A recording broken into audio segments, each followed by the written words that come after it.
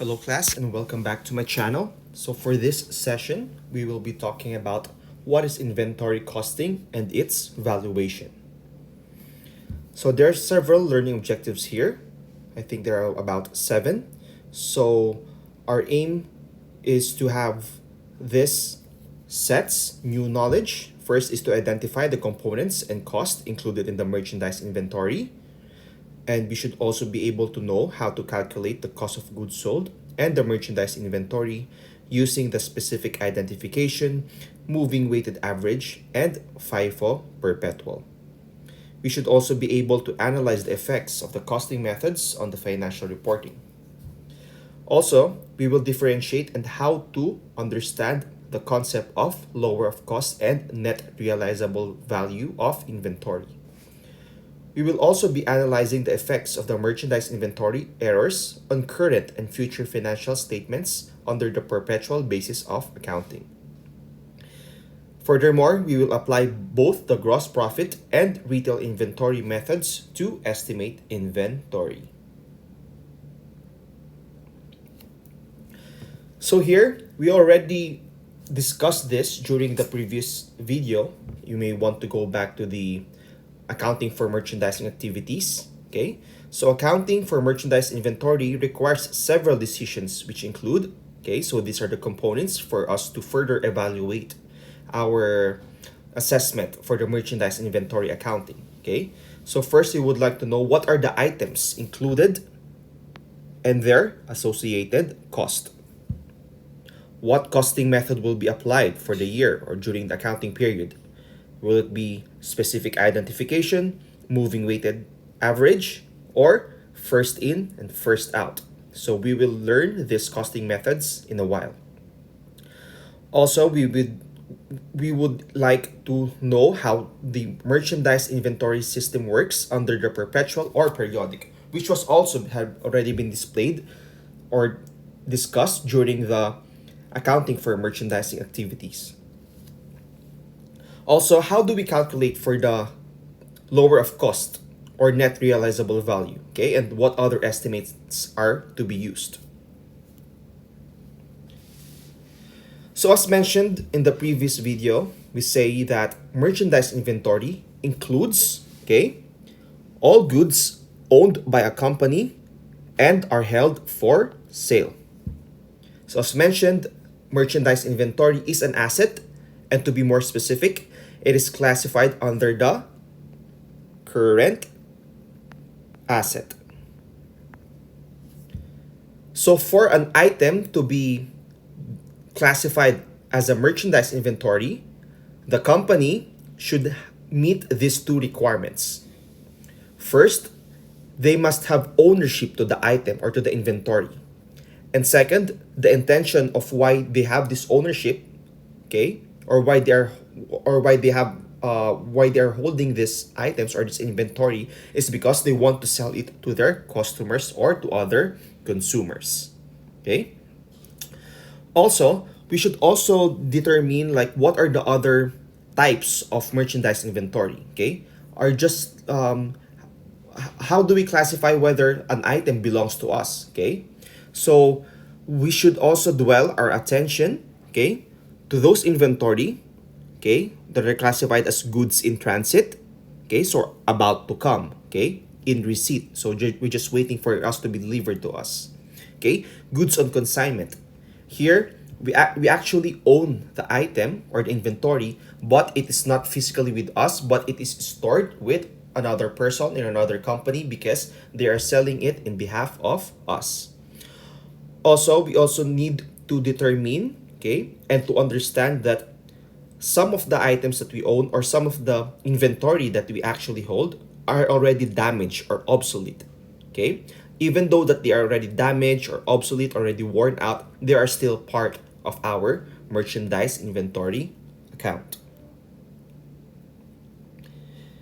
So the included cost of a merchandise inventory, it says here that all expenditures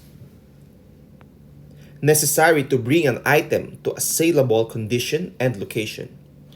So these expenditures or cost would include your invoice price less your discounts,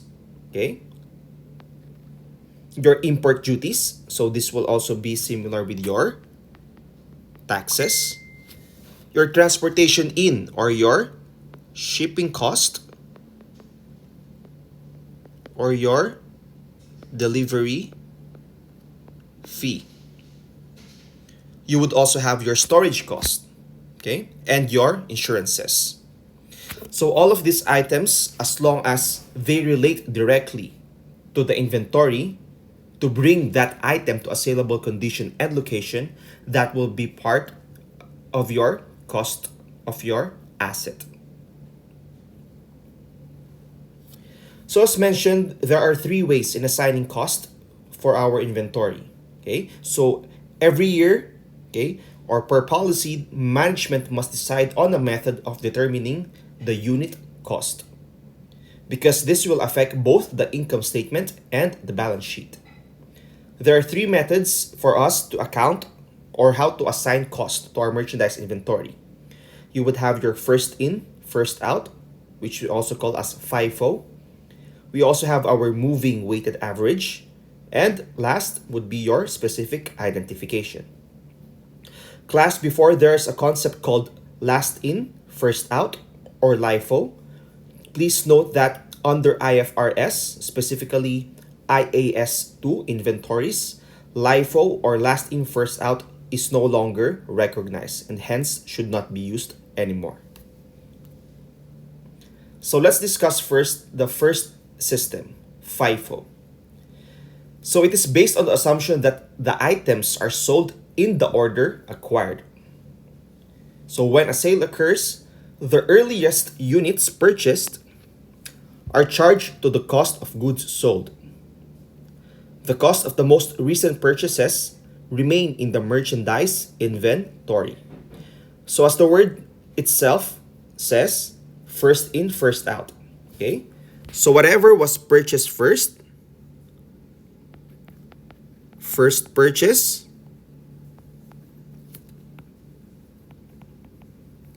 first to be sold. I know that some of you have heard this word FIFO, and probably most of you here already have an idea of how FIFO works. So let's say, for example, I've ordered a total of 100 inventory. Okay? So the first 40 there, I purchased it 2 days ago. And the remaining 60, it was purchased yesterday. So meaning the first item that I initially bought was the 40 pieces, okay, that was purchased 2 days ago. So now let's say today, currently now, I was able to sell 20 pieces of this inventory. And if I am under the first in and first out system, this means that the 20 items that I will give to my customer should be coming from the purchase that I made 2 days ago, wherein I purchased the 40 pieces of worth of inventory. Okay? So whatever you obtain first, that will be the item that you will be giving to your customer. So let's take this for an example. So it says here that we are concerned about the August transaction. So we do not have any beginning inventory on August 1. Okay, it's 0. So the total unit cost is 0. On August 3rd, okay, we purchased, okay, sorry, let me rephrase again. On August 1st, we have a beginning inventory, okay, we have 10 units. You have 10 units, which cost $91 per unit or per piece. And if you multiply the 10 units that you have by the unit cost per piece, then you would be getting a total cost of $910. So this $910 now represents the 10 units or the 10 pieces of inventory that you're actually holding. So all of this will be brought forward to the totals. Okay?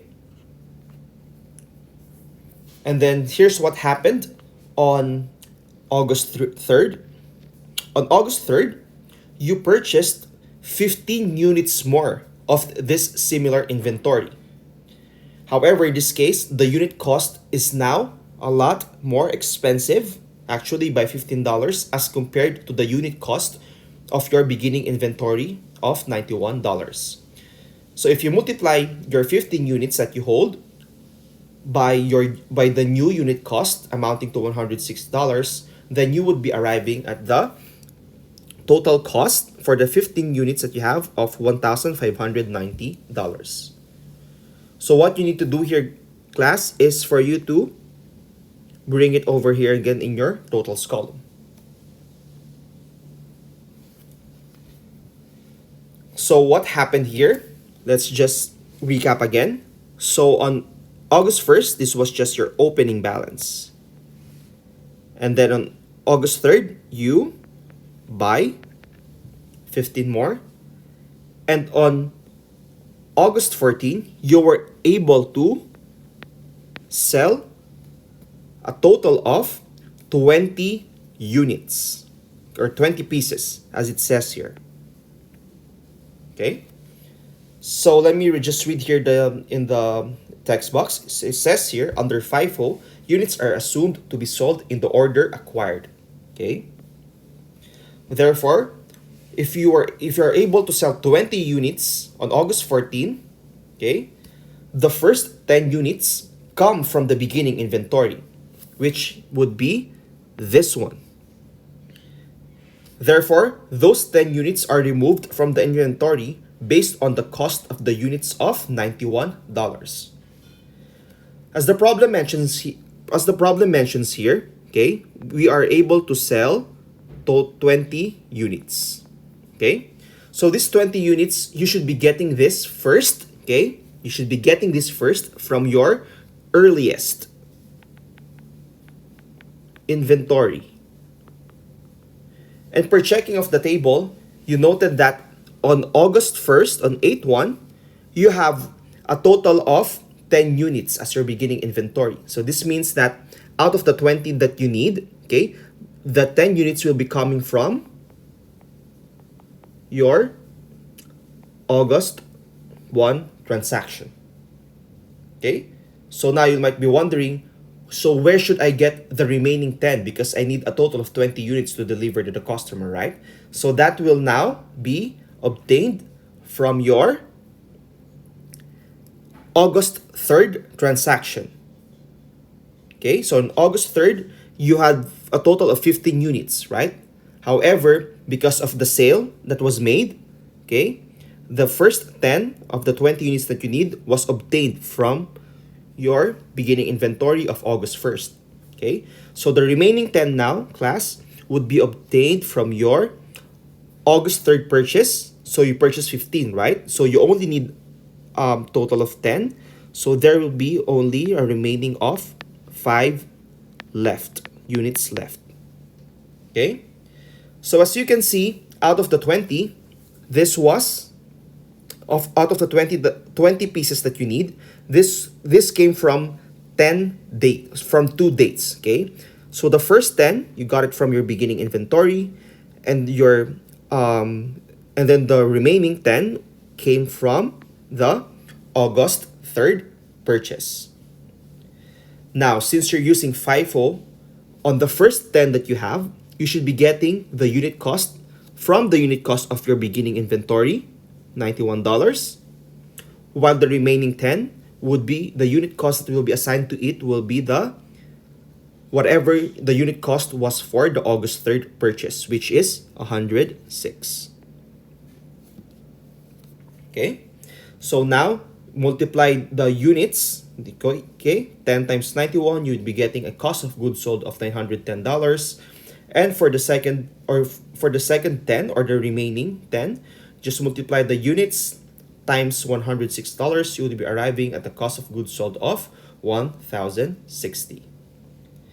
So since all this sale represents a decrease in your merchandise inventory or in your asset, therefore, you will only on August 14, you would only have a total of 5 units remaining as an asset. Okay? And the unit cost that will be assigned to it will be the unit cost of your purchase made on August 3rd of $106. So if I ask you how much is your inventory balance as of August 14, so the answer there would be 5 units left multiplied by $106, then you would be arriving at $530.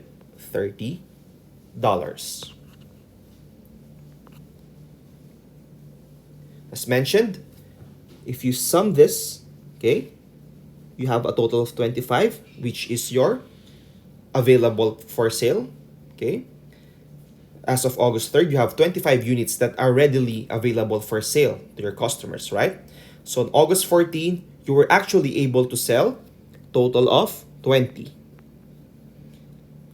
So if you had 25 on August, as of August 3, and you were able to sell 20, this means that you will only have a remaining of $5 left. Or sorry, 5 units left of inventory. Okay, so for this one, let's just answer this quickly. Actually, you don't have to be concerned about the number of transactions here or the number of months, okay? Since we are answering the FIFO method, then our mind should be in a sense that, okay, this is FIFO. So the items that I will be that I will be getting or that I will be giving to my customer would be the earliest item that I was able to purchase. Okay? So let's just scan this through quickly. So it says here the company uses a perpetual merchandise inventory, and we have the following purchases and sales. So on January 1st, we purchased 100 units at $10 per unit. Okay? And on February 5, we again purchased 60 units at $12 per unit. And then the month after, we were able to sell, okay, 40 units for $16 per unit. So we are instructed to prepare journal entries to record the sale, assuming a FIFO system is used. So since we are asked to journalize the sale on March 16, so our first entry here would be to recognize the revenue or the sales that we generated. And how do we calculate for that? It says here we're able to sell for cash. So this means that when we gave this 40 units to our customer, we receive cash as a payment. Okay? So in here, we just need to multiply the 40 units, okay, multiplied by your $16 per unit, then you would be arriving at $640, and that would be your sales. Sales is always on the credit side. And since we receive cash for it, then we should debit cash amounting to $640 as well. But we don't end there. Since you are a merchandise company, right, we also need to calculate for the cost of goods sold, and we should also reflect the decrease in our merchandise inventory. And since you are tasked to use the FIFO system, okay, FIFO meaning first in, first out. So it says here that we were able to sell 40. If the concept is first in, first out, in which date should I get this 40 units? Would it be coming from the January 1st purchase or in the February 5th purchase? Again, since this is FIFO, first in, first out, okay, the first in, the earliest inventory that came in was on January 1st. Okay? And we need, on January 1st, we need to let this go first, the first out.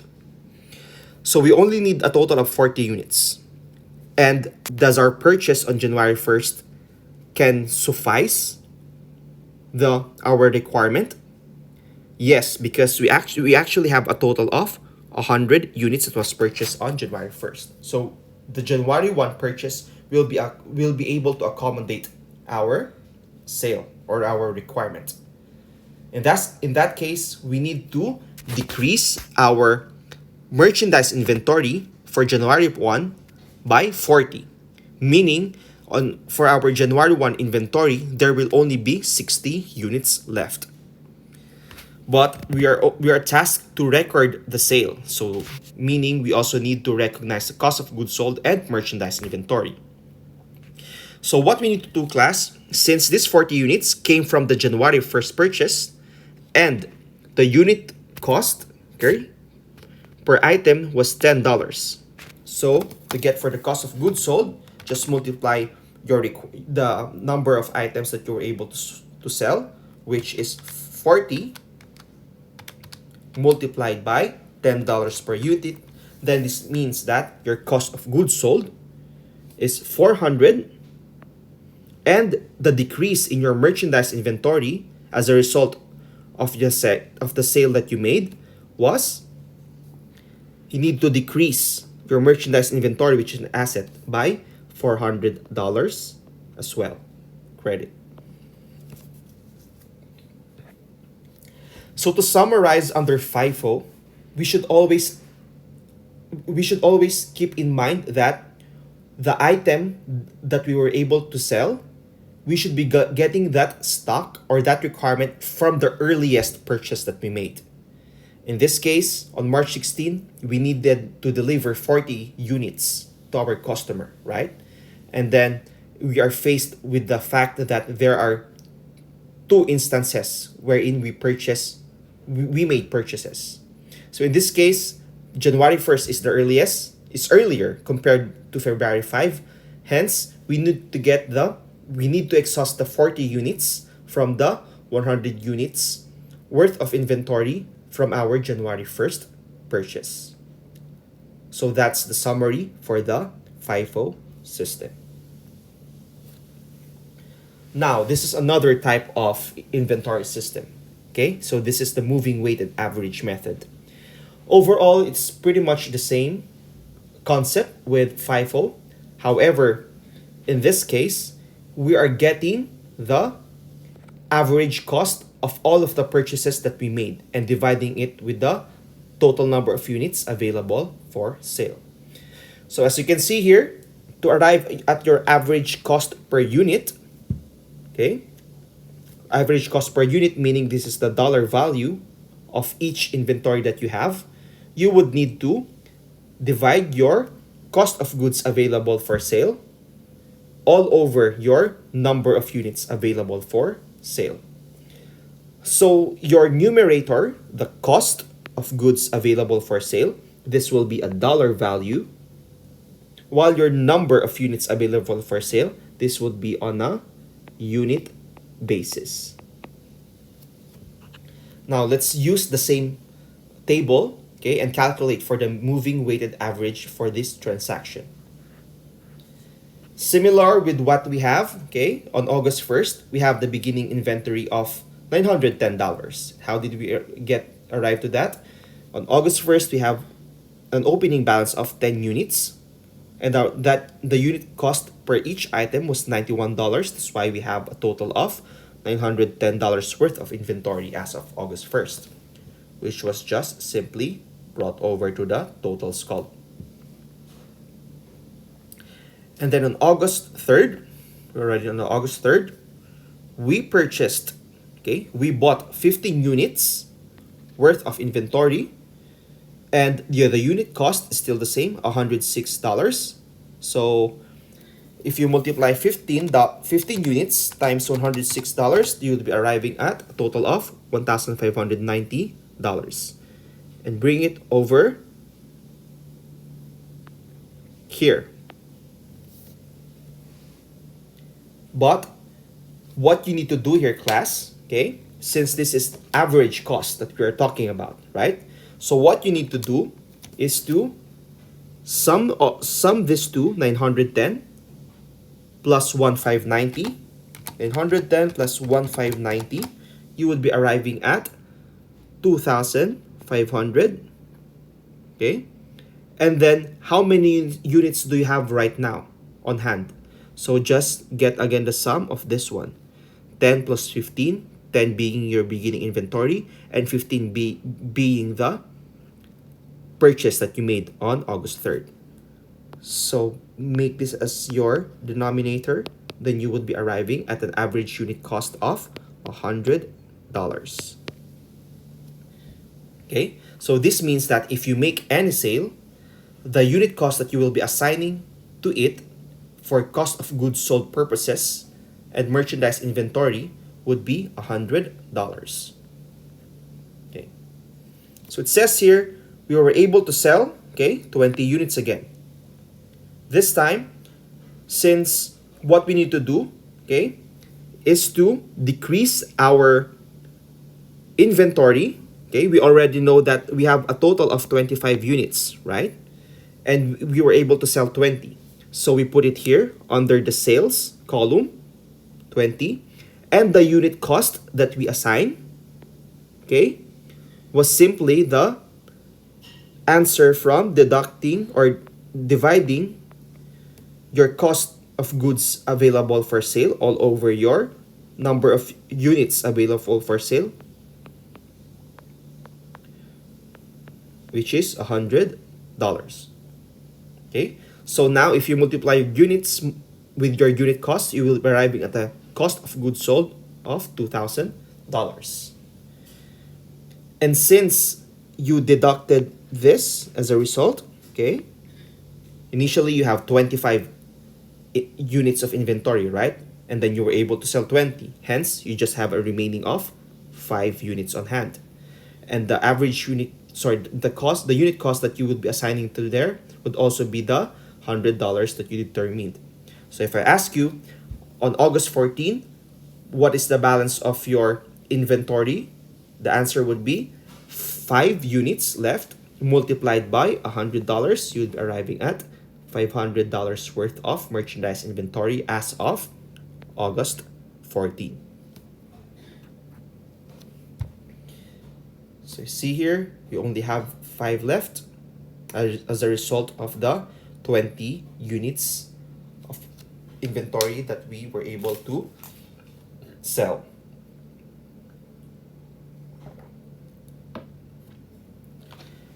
So still same, this is the still same mini quiz that we had for FIFO, okay? So in here, we are tasked to journalize the moving weighted average, okay?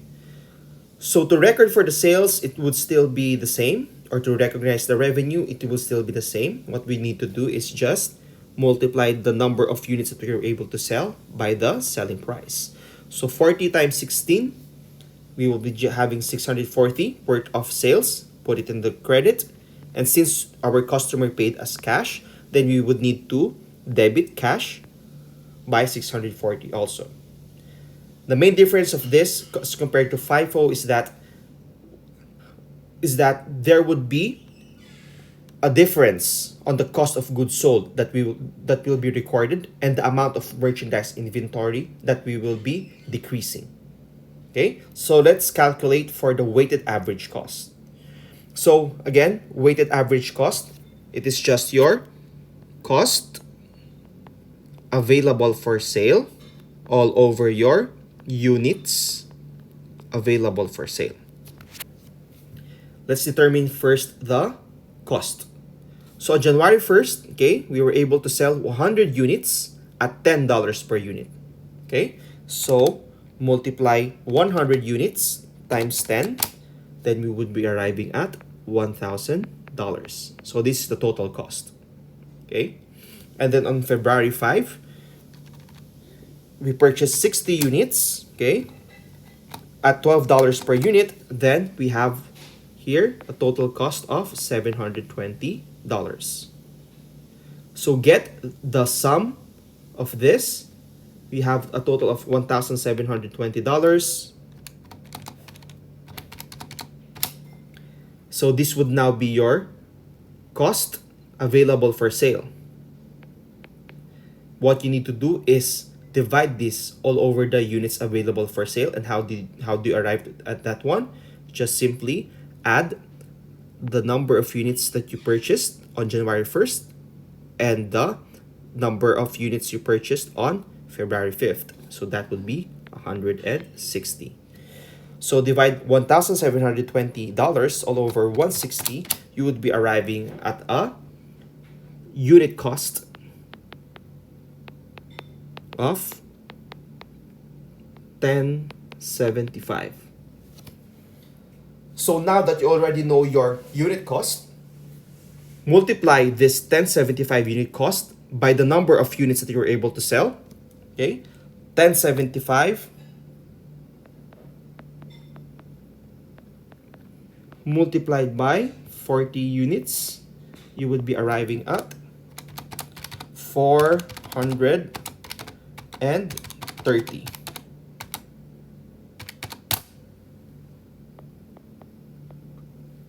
So your merchandise inventory will need to be decreased by 430. That's why we credited it.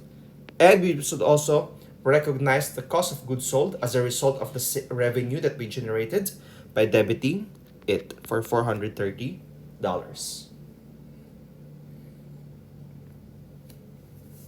So this is the last type of inventory system. Okay? So we have here specific identification. So we call it specific identification because of these following attributes. First, it can be directly identified. And second, this can be directly identified with a specific purchase and its invoice.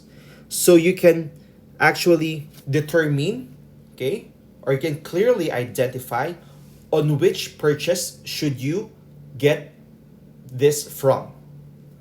Let's take this for an example. Still the same. We recognize here the beginning inventory at $910. Now let's move on to the next part. It says here, also similar, on August 3rd, we purchased 15 units more at $106 per unit. Okay? So since this is specific identification, this August 1st transaction and this August 3rd transaction should be independent variables. Okay? So your August 1st, your unit cost is $91, and your August 3rd, this $106 is also specific as to that date. Now it says here, on August 14, we were able to sell 20 units, okay, for that date. However, in this 20 units, we specifically identified like what will be the composition of this sale. How many should I be getting from the August 1st transaction, and how many should I be getting from the August 3rd transaction? So it says here that we would be getting the 8 units from the beginning balance, okay, and the remaining 12 would be coming from the August 3 purchase. So we put here 8 as a result of the August 1st transaction and 12 from the August 3 transaction. And since we already know how many units should be assigned for each date, we should now get what was the unit cost for that specific date. Since we get 8 units from the August 1 transaction, then we should know that the unit cost for that date was 91. So we would plot it here, 91 too. And it says here that remaining 12 came from the August 3 purchase. This means that the unit cost for the August 3rd purchase was 106. Okay, so we would also assign a unit cost here of $106. So multiply this, okay, and you would be getting your cost of goods sold, okay, of $728 for your August 1st transaction and $1,272 from your August 3rd transaction. If you get the sum of this, $728 plus $1,272, your total cost of goods sold for the 20 units that you were able to sell amounts to $2,000. And for you to determine the remaining amount, okay, or inventory that you have, Also, since here initially you have 10, okay, and here you have 20, so this means that 10 minus 8, you only have a remaining of 2, and 15 minus 12, you only have a remaining of 3. Just assign their specific unit cost, then you would be arriving at your total cost as of August 14. So in here, we are just showing you, class, on how to determine for the cost of goods sold. Because price changes, the choice of a merchandise inventory method is important. So there are several reasons why we elect the most appropriate inventory system that is most fit for our company. So here are the advantages per each method.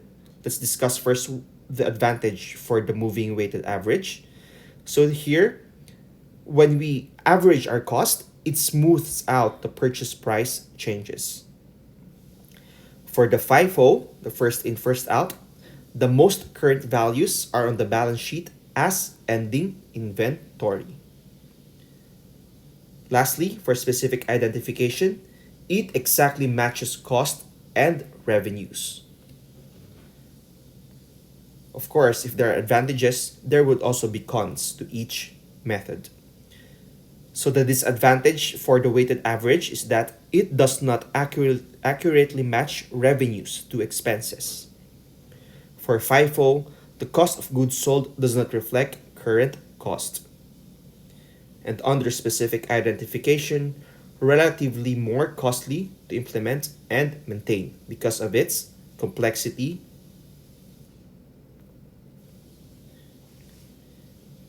As mentioned, a company is required to use the same accounting methods from period to period. So this would be under your consistency principle. A change is only acceptable when it improves the financial reporting. The costing method used must be disclosed in the notes to the financial statements, okay, and explain as to why management changed its original costing method. So under learning objective number 4, we would like to know what the concept of lower of cost and net realizable value is. We also call this as LC and RV. So the merchandise inventory must be reported at net realizable value when NRV is lower than cost. So this will be under the principle of faithful representation. So there are two ways in applying this. So we may either apply it separately to each item or to groups of similar or related items. On this screen, we are showing you like the LCNRV table. Under the inventory items, you would see specific items such as the Roadster, Sprint, okay? And then the group would be under bicycles. The same thing for kayaks. This would be your group. And your specific items here would be your A1 series and your Trax 4. So this one, the first three columns would be your cost. This one would be your net realizable value. What we need to do here, class, is first identify the per item, specific item. Okay? Is the cost lower than the net realizable value? If so, you would be selecting the cost. However, if the cost is higher than the net realizable value, then of course, we would be using getting the price for the net realizable value. So it says here under Roadster, okay, let's do the per item first. The total cost is 18,750. Okay? The total NRV for Roadster is 19,750.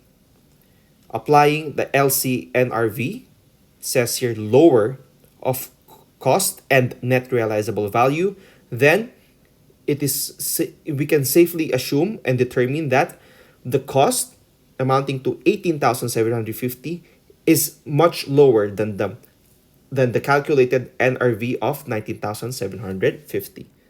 So we would be selecting this. For Sprint, the cost is $66,000 and the NRV as well is $66,000. So they're the same, so either get it. Okay? Either from LCNRV or from your either from your cost or your NRV.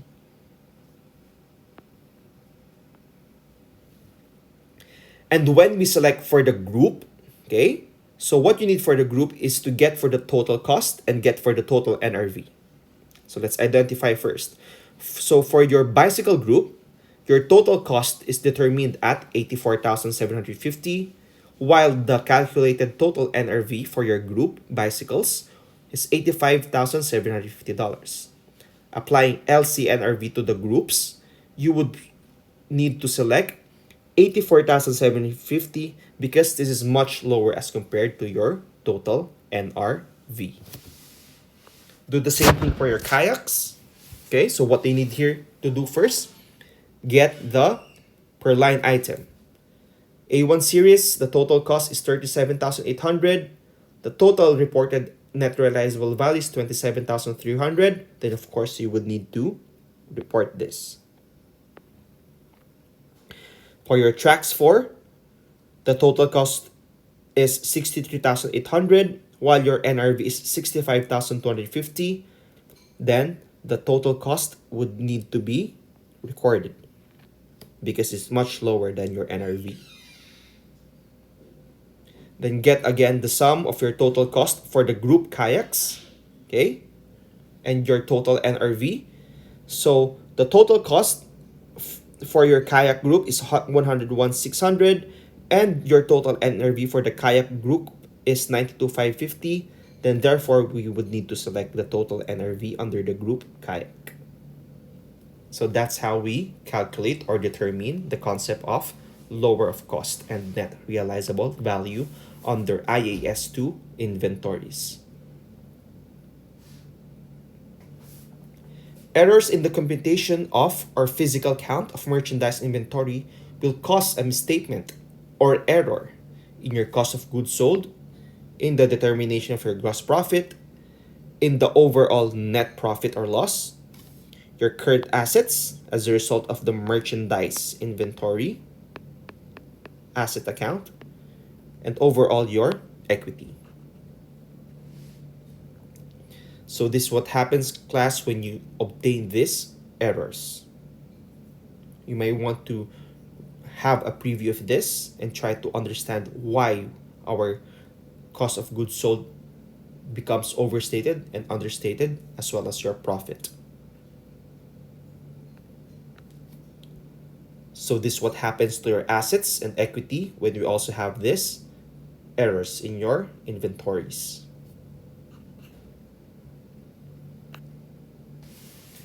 So what we have here, class, is the calculation for the gross profit method. Actually, we already knew this from the video of the accounting for merchandising activities. But let me just again refresh your memory. So ending merchandise inventory is estimated by applying the gross profit ratio to net sales. It is used when merchandise inventory has been destroyed, lost, or stolen. For testing the reasonableness of the physical merchandise inventory count. We also have the retail inventory method. Okay, so we occasionally used for interim period reporting. So information required here would be the beginning inventory at cost in retail, the net purchases at cost in retail, and the dollar value of net sales at retail. So here we have several ratios for the next slides. So first we have our inventory turnover ratio. So we use this to measure how many times a company turns its merchandise inventory over each period. The ratio will vary from industry to industry. So how to calculate for the inventory turnover? So it would be your cost of goods sold. So this will be a dollar figure all over your average merchandise inventory. Okay? So here, as long as you know the formula to this one, then you would be able to calculate for the inventory turnover. You also have your daily sales in inventory ratio. So we use this to estimate how many days it will take to convert merchandise inventory to cash or receivables. It is also used to assess if merchandise inventory levels can meet sales demand. So to calculate for the day sales inventory, what you need to do is divide your ending inventory all over your cost of goods sold, and whatever you obtain from here, multiply it by 365 days to get the answer for your day sales in inventory. So if you have any questions, please feel free to pin it under the comment section or raise it during one of our classes. Thank you, everyone. Bye bye.